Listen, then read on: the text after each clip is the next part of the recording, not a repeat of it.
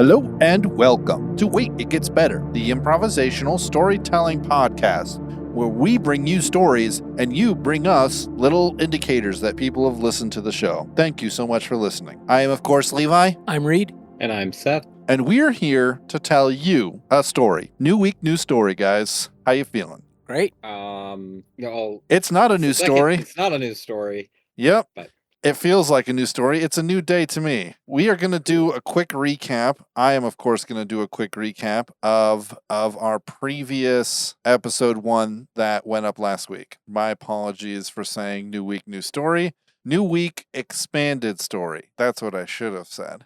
So this first story is called Medicated Bandaids. And last week we had something based on a book you're reading. We had a beginning scene and we had a government type. Someone's going to have to remind me why I called it Medicated Bandaids because I'm not remembering right now. But anyways, we'll start with the government type. The government type is a sort of might makes right. May God protect the righteous. Sort of a combat-based decision-making system. So if somebody does wrong by you, or if there needs to be some issue settled, it ultimately goes to combat. Sometimes it's very simple, but sometimes it's to the death. And this is kind of a troublesome form of government. So I imagine as we sort of go throughout this that we will discover that this is a sort of a recent development. This country hasn't been thriving on this form of government for hundreds of years or anything. And one of the aspects of this is champion choosing. So depending on who you are, maybe your gender or maybe your physical ability, you can basically elect to have a champion chosen for you, which I remember last week, it leading to a lot of things like having houses and sort of families be sort of all female facing. So the only people you would interact with on the outside would be females because they can elect a champion. So the women, it's like all matriarchal as far as like leadership and systems like that. And then the males of the family are sort of not bred, but like brought up being very militaristic and very champion-like because they can be called sort of at any time to defend their family's honor, kind of thing, which is kind of an interesting concept. Something based on a book you're reading. Reed just finished Dune, I believe. And what was the specific thing? Because we talked a bit about different parts of Dune. Well, one of the interesting things is that, the Fremen on Arrakis, it's a very harsh desert planet, and it makes tough people. And Right. One of the things their system was that they, in order to thrive, the leaders of each tribe or steach, or however you say it, had to be the best. And it was sort of like the way regime change took place is that someone would, you could challenge the current leader and it would essentially be a knife fight to the death. Right. And that's how regime change took place, what it did is made sure that whoever was leading was, on top of their game, so to speak. Absolutely. And the idea being is that in a situation like this where the very survival of people were at stake, of not making mistakes and making wise choices and not like sitting back and resting on your laurels, Right. But yet there's one of the great things that, spoiler alert, if you haven't read Dune, then just turn this off and read Dune and then come back and finish listening to the story.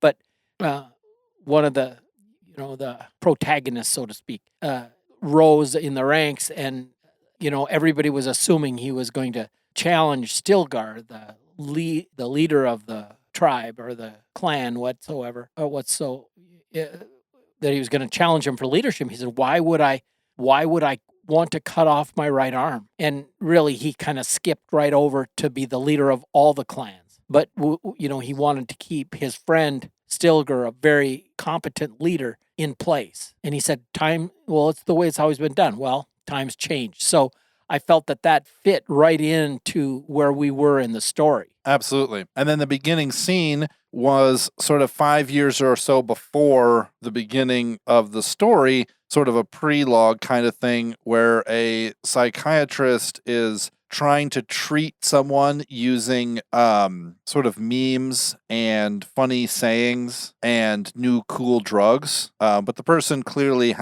is severely troubled.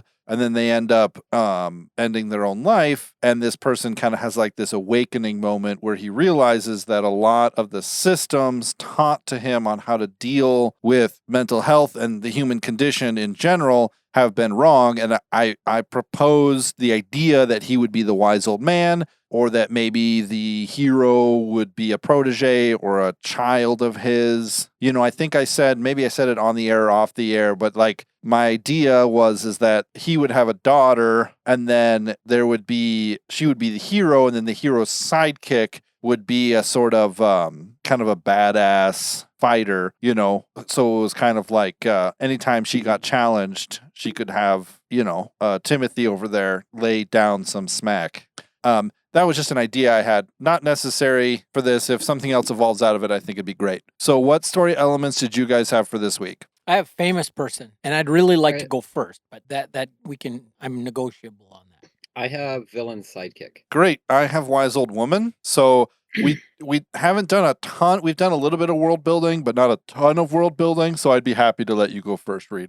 Okay, so the famous person his name is Royce Hondo, and he has he is skilled with just about any kind of weapon commonly in use, but he's especially proficient in unarmed hand-to-hand combat. And he has grown like a following as kind of a champion for hire. So it's like a whole, I have this thing like, give them bread and circuses, and right. And this, because of the government type and because of disputes being settled by, trial by combat, like a whole class of this warrior class has been raised up, and if you have the coin, you can hire the best. And this guy is famous because he's just about a sure winner, Right.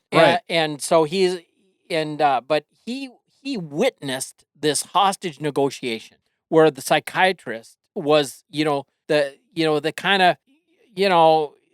kind of a lighthearted, went into this hostage negotiation, and he realizes it's his own client, and he realizes that she had left his care, having counseled her in kind of a lighthearted manner, and it hadn't even come close, and he's having this, like, realizing that his shtick just doesn't work, and that he's gonna have to get serious about what he's doing because of his life and death consequences.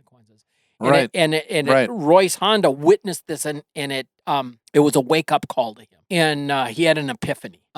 So the negotiation in the opening scene, the hostage negotiation, it just was an epiphany for him. He is already rich enough that his investments will keep him in, but he publicly vows henceforth to champion only those causes that are just, not might makes right, but might for right. And because of his celebrity status, he gets a lot of attention for this. Right. So I just kind of throwing that out as kind of he's a player in this story. I can see an almost new form of morality rising up around this Hondo character. Yeah.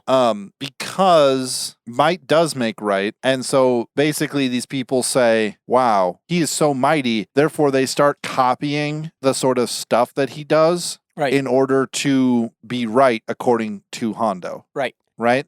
And even to the place of like wearing the same colors he wears on the same days, right? People start to religionify it because he is such a powerful figure when it comes to violence. And he's taken such a counter-cultural stand that, the unfortunate truth is that many of us are sheep, Yep. We say not I, but it's very easy to get swept up in sort of a cultural zeitgeist. And that's kind of what's happening in some ways. I'm not saying that he's wrong, but this is an unintended consequence of being very famous, you know, is that he's just, now there's people kind of like in the Wheel of Time in I don't remember, Kyrienen. There was like a bunch of people who were trying to follow the Jaito, right? Oh, yeah. And they'd strut around and they would wear swords, but they would like say, I have toe against you. And they were trying to, because they had been conquered. Right. And so they were trying to sort of assimilate that system into their lives right now in order to kind of be relevant, in order to like deal with the fact that something was changing.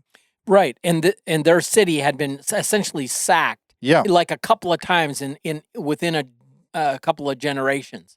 And Right. and their whole political system was very fraught with deception and intrigue, and Right. and here these Aiel come out of the waste, but they've got this rock hard sense of honor and duty, and there's like a rising up of the young people. They didn't want to be like their parents. They wanted to take on this notion of having honor for honor's sake, so to speak, not just political advantage. And some of them were really good. Yep. Right. In the same way, some of these new Rondoians were really good, but some of them were rich kids who found something cool to play at. Right. So I just see this emerging kind of, the question is in the air when Royce Rondo comes to town. Typically a city, of let's say 350,000 people or, 500,000 people swells by 20,000 people. Right.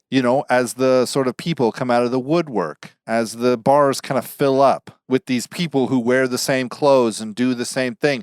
And that's always the question that the ruling body or the ruling families have is all Royce would have to do is give the word and they would all fight for him. Right. Is he going to do that? Because he's summarily rejected our system of government. So now is he here to install his own? Well, there you have it.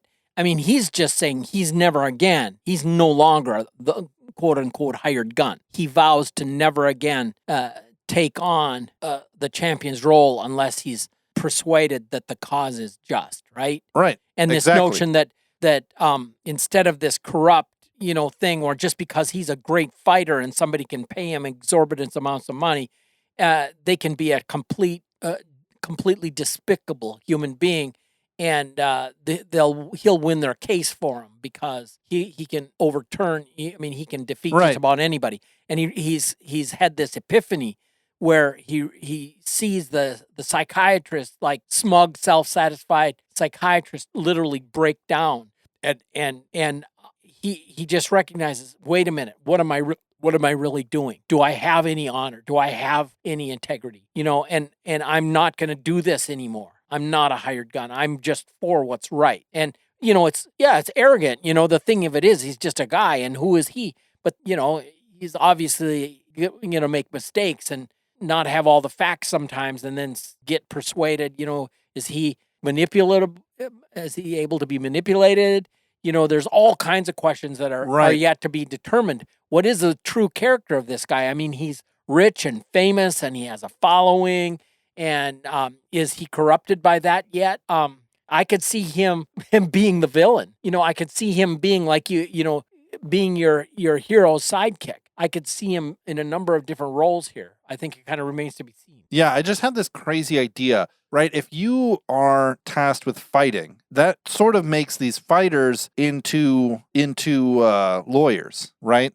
And so you think about this. When someone offends your mistress or your person and they call you up as their champion, you need to look at the grievances and in a moment's notice determine what level of beat you need to beat them by. Yep. Right? Is this a cut off the finger thing? Is this a stab straight through the heart thing? Is this a, beat them with the back of your sword until they pass out and then leave them in the gutter thing? So I have this idea, this kind of picture of kind of like Bard-esque fighters who are like philosophizing while they're fighting. Yeah. Like trying to figure out, like, is this enough?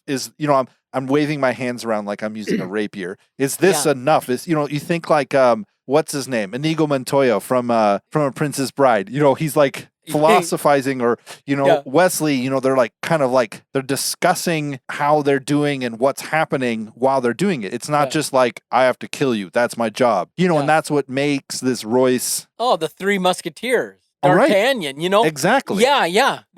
Right. I just kind of like this picture of not just like brutes, it's not just Right. like a brute going after a brute. It's the same thing with like Samson, or what's his name? The guy, the Troy guy, the Achilles. yeah. He was like a philosopher. He was like a thinker. Yep. He loved the joy of battle, but he was a thinker. Mhm. I'd like to see sort of a gradient as you go up in quality of fighter. They get more sort of laissez-faire. They get more sort of, drinking wine and like talking about like the finest points of this thing or that thing.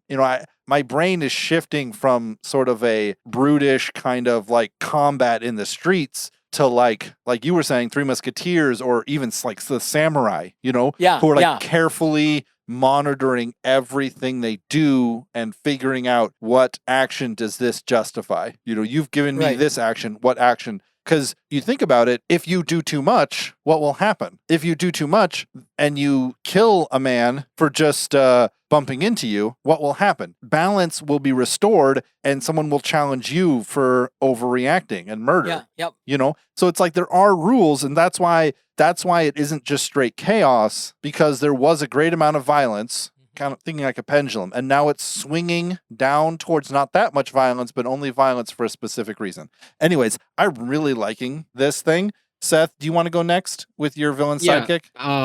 Ironically enough, the villain sidekick is partly along the same lines, maybe not, but kind of in the same vein of Reed's. He actually runs a, I guess you could call it like a guild, a champions guild. Yeah. Now, to anyone, because when I thought of this name, I thought, oh, okay, that's kind of a okay name for it, but I'm like, you know what? There's probably gamers out there, and in some game they have some guild or clan named this, so this is no offense. I've never seen it, but I'm pretty sure someone has it out there.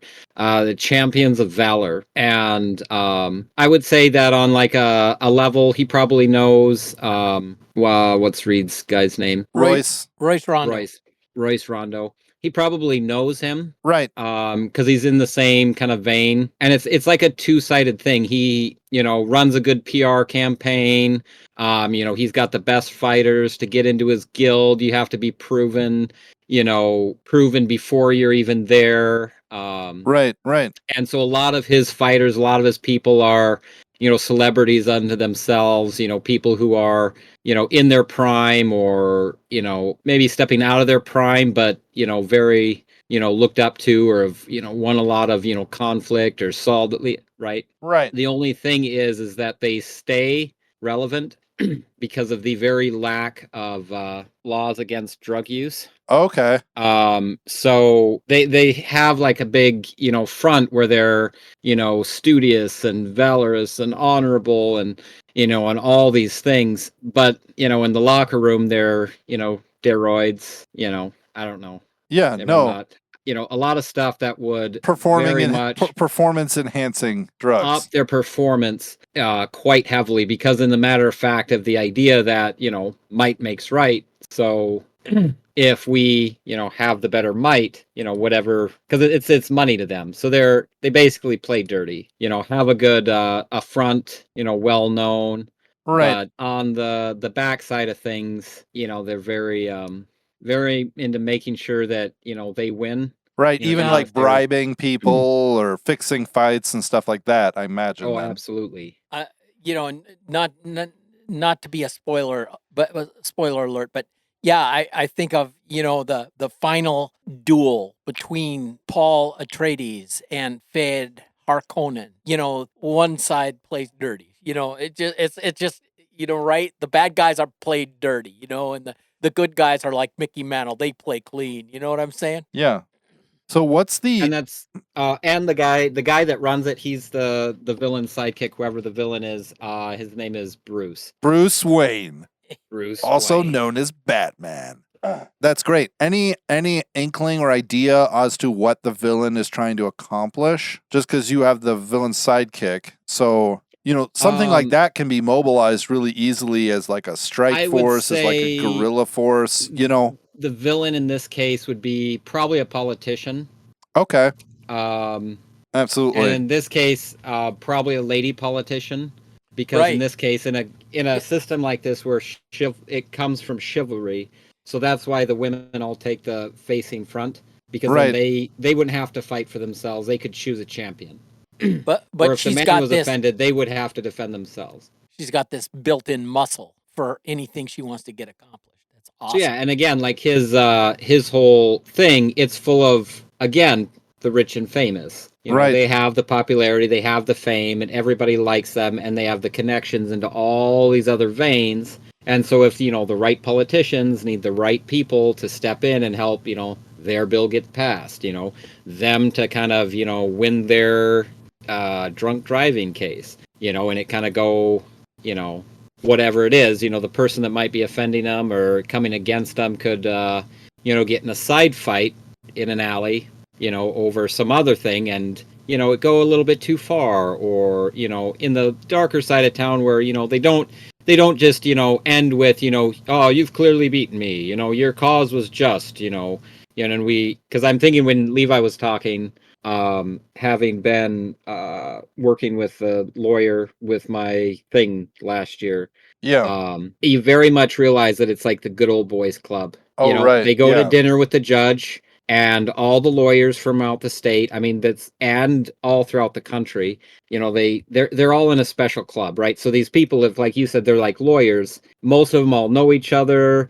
And so in a sense, put all other things aside, they're going to be like, kind of like you said with Wesley and Inigo, where they like appreciate each other's skill, try to one up each other. And then at the end of the day, oh, you've bested me. Right. Yes. Okay. And now it's done. And your cause was just, I take the loss. And, and then it's like, all right, well, drinks at, Thomas's Ale House, like, oh yeah, I'll be there at 5, Exactly. Most of them have gotten into fist fights with each other before. I kind of think of in some ways how, like in the John Wick movies, like John Wick goes to the hotel and there's like all the other hitmen there and they're all kind of talking like because they know who each other are, but then they end up fighting later. But that kind of mutual respect, I know who you are kind of thing is when you were talking about that is what I was thinking of. Yeah. I was thinking about, didn't Wesley, like the Prince Humperdinck or whatever his name was, didn't he say to the death? And Wesley says, no, to the pain. Yeah. So I have Wise Old Woman, which is interesting for this story type, considering that women kind of have the matriarchal place of power in this, because they're sort of hedged in and protected from just sort of being challenged and having to defend their honor themselves. And this woman, her name is Catherine, and for many, many years, she has in her family, she's the head, she's the matriarch of her family. She has not been to the capital city, right? Not participated. I imagine it's kind of like a royal family, high council sort of thing. There's like prominent families who control certain numbers of moving parts or different sections of the area. And then there's like a council elected, but then there's a court, so there's no king or queen or anything like that. It's just kind of a sort of pseudo democracy of those who are powerful, Yep. With every issue. So basically like what we have now. Yeah, basically. Anyways, and so she has sort of stayed on the outside edge. And for a long time, she has held a grudge against the wise old man because it was her child that was seeing the wise old man, and it was her child that died. And so that was sort of the first part of her whole kind of backing away. She trusted the scientists of the day to treat her child, and this is what happened. And so she has sort of risen in the last like 15 years or so, just a complete disgust with the system, and has sort of retreated to her home, her sort of fort home in the mountain kind of woods area, maybe to the north, and has been kind of laying plans to overthrow it, right? To sort of upset the natural order as it's arisen and to kind of change everything. And she feels that even though she has spies and people in the city, she still is very cold and strongly feels that there's no one who sort of feels the same way she does. There's no one who's willing to go through what she's willing to go through, you know? Like she's been losing money because she hasn't been submitting champions to the fights, you know? These are like her family members. She's like done sending people to fight and die in the arenas. So her whole everything has been kind of crumbling. And the linchpin for this was at first she was very distraught, but the linchpin of this was when something happened and her husband was called up to defend because he was already sort of contracted in. And so her aging husband, sort of to protect the family and to protect her, sort of died protecting them in a fight. And that was like the end of her this is reasonable, you know? So she is currently planning a strike force, right? She's training up people, men and women, to fight, and she wants to do like a one-off hit. And she knows that there's some great festival coming up, right? The Festival of Blood or whatever it's called, the giant festival where the central capital is packed and all the important families are there, and she is planning, and there's been people other smaller houses who sort of live on the fringes who've tried to sort of be like, hey, let's work together. And she's tried it once or twice, but they've always kind of deviated back and she just won't have it.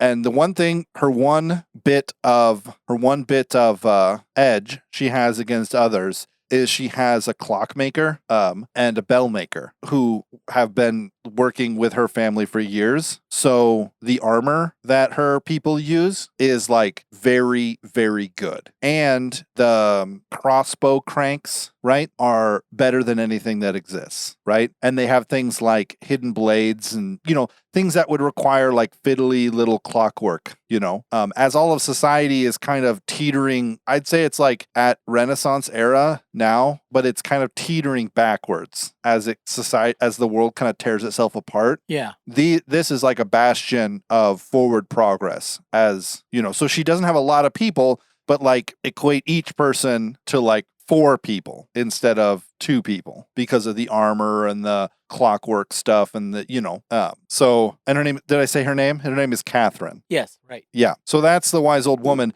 And she knows about Royce, but she thinks that he's still just like it's a fun idea, but she's kind of singular minded now. Like this is what we're going to have to go there. And we're going to have to do one great final act of violence and just cut off the head of the dragon and then come what may. So that's the wise old woman. Cool. So I'm seeing, and maybe we'll explore this in part 3, but more of like a Mexican standoff, or is that the right thing? Where you have like maybe 3 or 4 different groups all fighting for like what's right or something better. And they're all, let's say, fighting each other, but they're all fighting like the bigger beast, but also like, does that make sense? Yeah. Is that what a Mexican standoff is? I thought a Mexican standoff was like, I've got a gun to your head and you have a gun to my head. And it's like, if I pull the trigger. Right. But it having to do with like a larger group of people than just 2. Right. I guess that was my understanding. So it's like 3 or 4 people. And it's like none of them are on the same team, really. Or maybe there's a couple that are on the same team, but it's like everyone's got everybody covered. Right. But like if someone pulls the trigger, because it's like, well, I've got to cover you, but you're after the other guy that I'm after, but he's after you too. And so he's got a gun to me and you've got a gun to me and you. We're both against that guy, but you and him are both against me.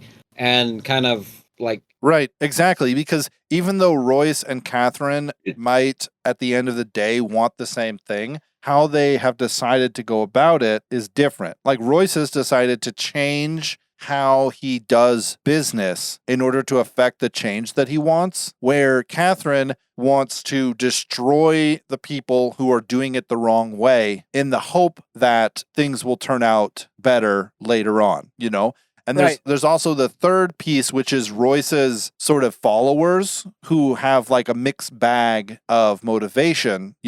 There's like the possibility that they'll all go under his name and all fight for him.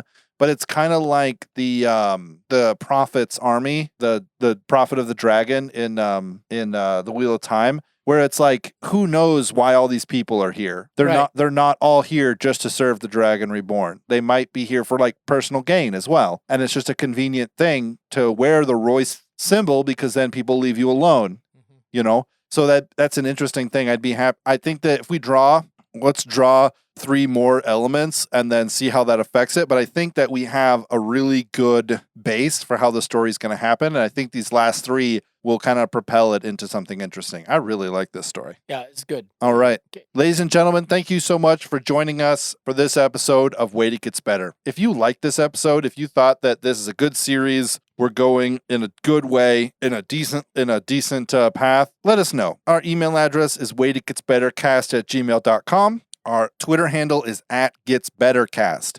If you didn't like this episode, if you thought, could have gone a different way that sort of would have made more sense, let us know. I'd be happy to take constructive criticism. I'd be happy to have you on. But until next time, just wait, because it gets better.